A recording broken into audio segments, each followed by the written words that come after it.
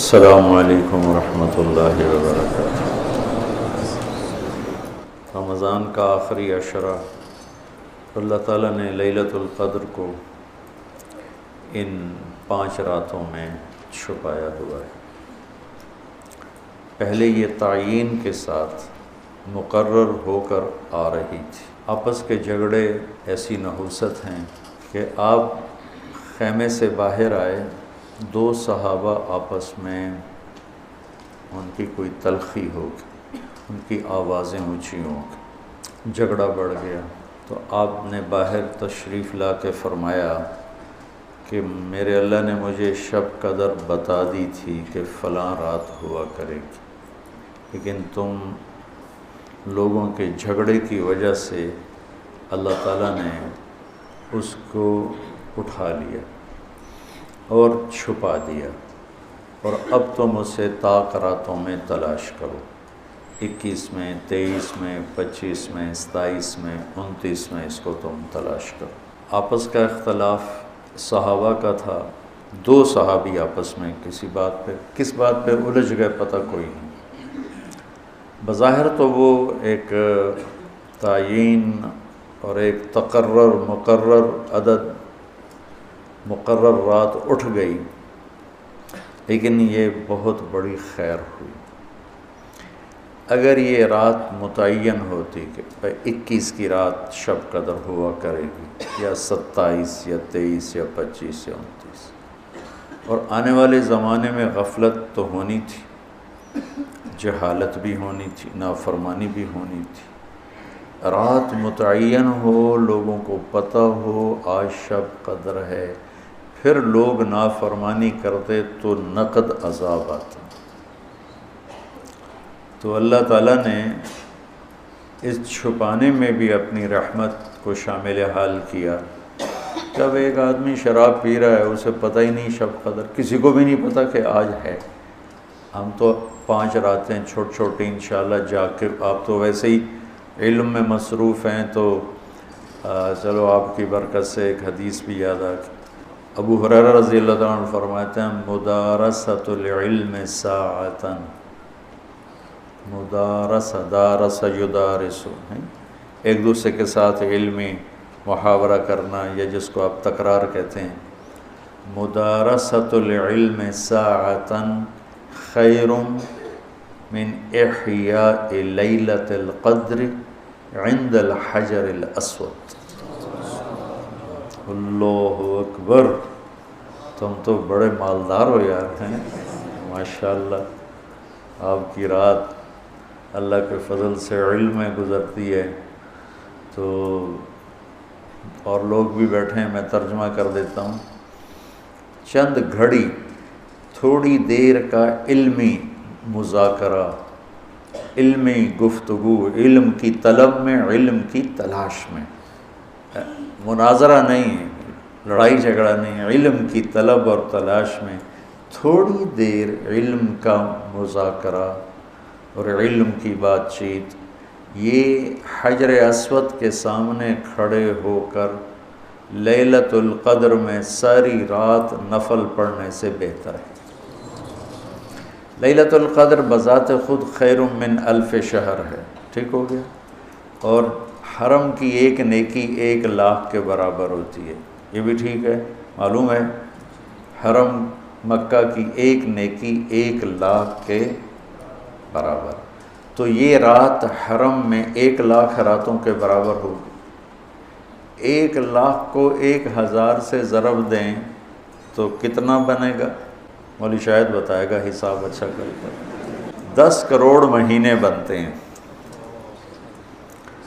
10 کروڑ مہینے بنتے ہیں،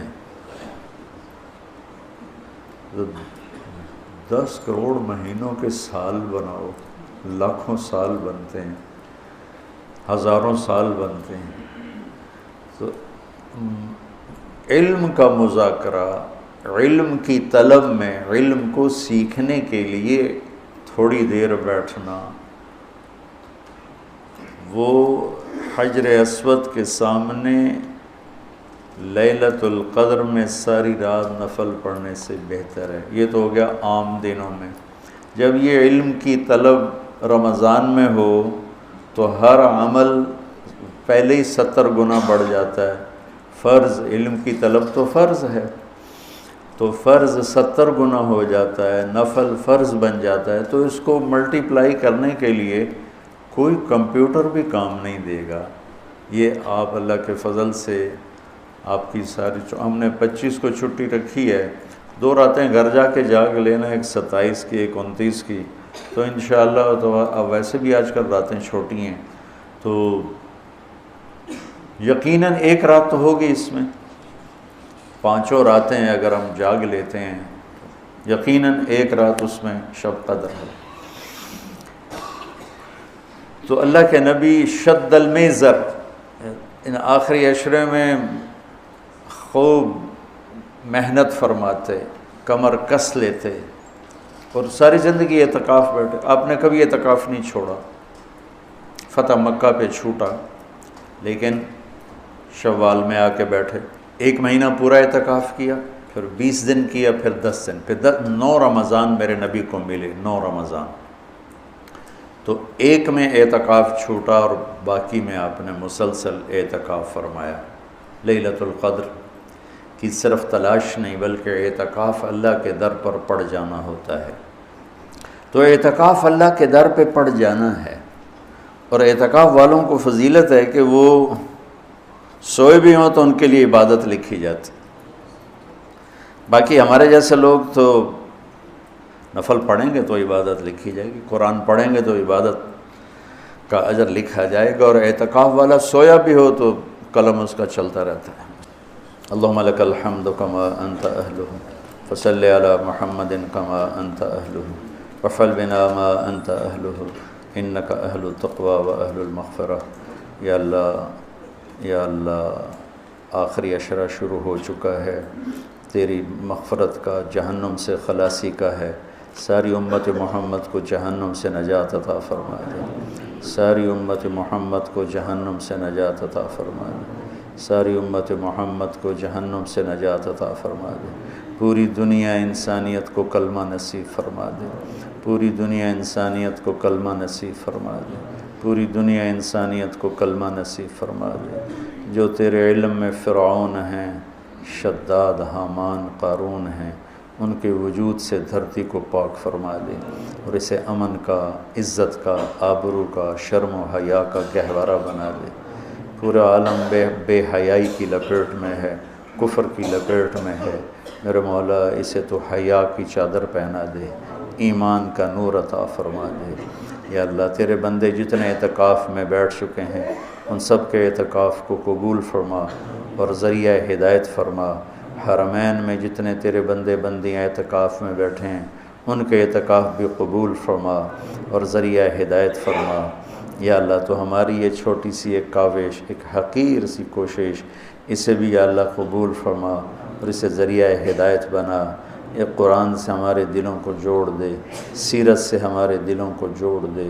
یا اللہ، اپنے محبوب کی مبارک زندگی ہمارے سامنے کھلی کی کتاب کی طرح کر دے، اور ہر عمل کو اپنے محبوب کے یا اللہ نور کی روشنی میں دیکھنے کی توفیق عطا فرما۔ پوری امت میں یا اللہ سیرت حاوی فرما، پوری امت میں یا اللہ اپنے محبوب والے اخلاق زندہ فرما، بد اخلاقی سے ہماری حفاظت فرما۔